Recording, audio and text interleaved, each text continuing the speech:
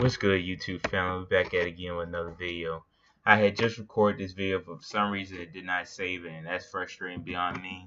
I make all these videos from the bottom of my heart, and the video that I just made was great, but I hope I can hopefully recreate it and kind of remember some of the things that I'm just saying. So please bear with me. But like, share, subscribe. As always, I'm definitely trying, y'all. So please bear with me. But we're gonna make this video. Karma, the universal law. If you've heard me on here before, I've said the universal God several times before. And I don't mean universal God as in some crazy religion like Scientology. I don't believe in any mess like that. But when I say the universal God, I mean you may call him God, you may call him Allah, you may call him Jehovah, you may call him whatever your religion entails him to call. But when we're talking about God, we're talking about the all-universal God, the creator of all things. So you ourselves, and no matter what, has to make this video for everybody. You are talking about the same person. We're all talking about the same divine, ultimate, almighty, omniscient, omnipresent, I believe they say, source of all of our strength. But karma, what is karma? Karma to me is God's universal law. You've heard several times before that the world is described as Mother Earth. You heard the world described as Africa as the motherland. All these things are mothers. So when you hear the thing that it produces, it bears, it brings forth life. So basically what karma is, in my opinion, is Mother Earth, the motherland's natural force of discipline. As if a parent disciplines and rears her child, a mother births and rears, refines, and shapes her child. Karma is that. It's the disciplinary force. Maybe you can even look at it from a masculine, if you want to look at it from a purely feminine standpoint, you can. Or even if you want to look at it from a masculine, feminine standpoint, that Mother Earth bears forth life, and that discipline or karma is the father aspect that rears and defines the child, that disciplines the child, that tries to show it the error of its ways. But whatever it is, karma is the universal law of the land. And we all must come to judgment and accept it accordingly to how we have acted in our lifetime. It's some kind of big science word that's used for it, but I don't know the exact thing. But just to give you a little history of Mother Earth and how they got the motherland, two different names but two the same things. Of Mother Earth. Earth is a big place that we all live in.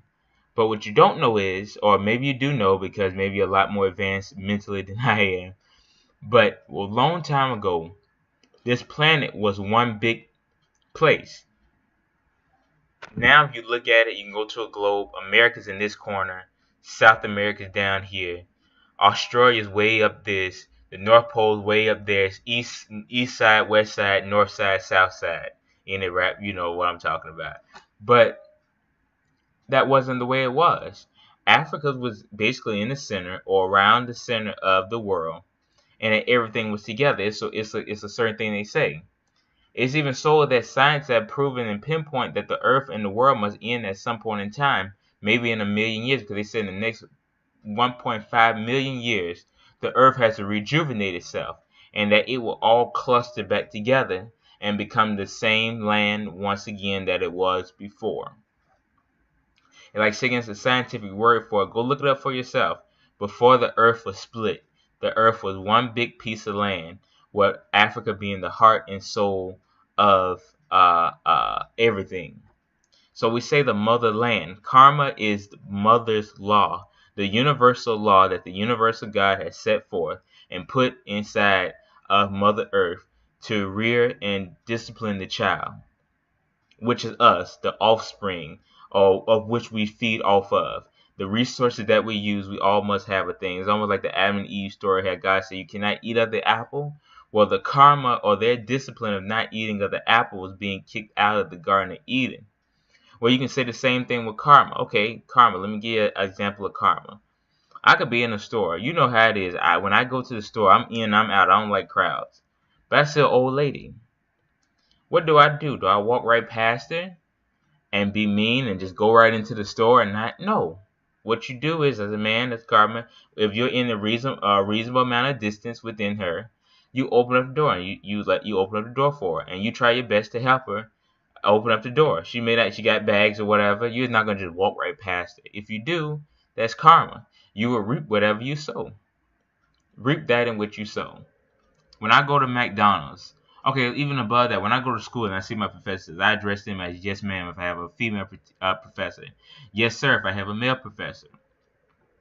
But at the same time, I just don't do that there. When I go to McDonald's, I don't care if the cashier is 17 or 70 years old. I say yes, sir, and yes, ma'am. And usually I get a yes, sir back. But even above that, not even looking for validation for myself, not even looking for praise for myself, not even looking for a two-way street myself, I am at the basis of trying to respect all individuals. The idea of karma is to love and respect everyone. If you put good in your body, good things will happen to yourself physical.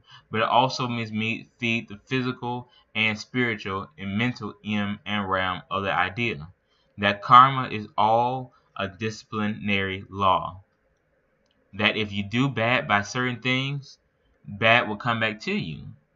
You can even look at karma from the simplest factors of if you treat somebody right, you 9 out of 10 you'll get a good experience. If you treat somebody ugly, your food may get spit in. Your drink may get messed up, tainted with. Things like that can happen because they say every time I see this person, they have a foul attitude. I don't care what happens to them. You do whatever you want to it. But if you see a decent person, usually things doesn't happen. They don't happen to you. In addition to karma, good things happen to you if you are in a place where you help somebody, whether it be a charity or an organization, whether you volunteer, whether you even simply give somebody a word of encouragement. When you least expect it, something will come along your way where you will get some kind of break, where you will get some kind of help, where you'll get some kind of word of encouragement. These things are karma. It's one big thing. And at the very least, at the end of the day, if anything ever happens, people will respect you. People will know you because they will say, this is a person that's always on his best behavior, is always trying to do the best he can, is always helping others, and not trying to be not being a pushover, but being one that respects the universe. Karma is the universal law. Again, people have given karma the most derogatory name for a woman possible. But karma itself is Mother Earth's way of setting a universal law, and God helped that which God established of treat your neighbor fairly. And on this planet, you do not have the karma police. You do not have the manners police. Police only handle crimes unless you did something illegal or on the basis of you look suspicious or whatever it may be. However, karma within itself is a universal law that deals with the mental and spiritual end of things. That usually it will come back full circle to you, good or bad. People like to say the power of positive thinking, but I always say the power of karma within itself. Because usually when you do good things will happen. But that's just the ideal of karma. I definitely just want to talk about that real carefully and definitely go look up where it says the scientific word for it, where the earth is now split. But the earth at one point in time was just one big piece of land, and that everything was together. But that's it. I just want to definitely talk about karma, the universal law of the land, and that these things are true. But this has been the Brown Brother. As always, I'm on to the next one. Peace.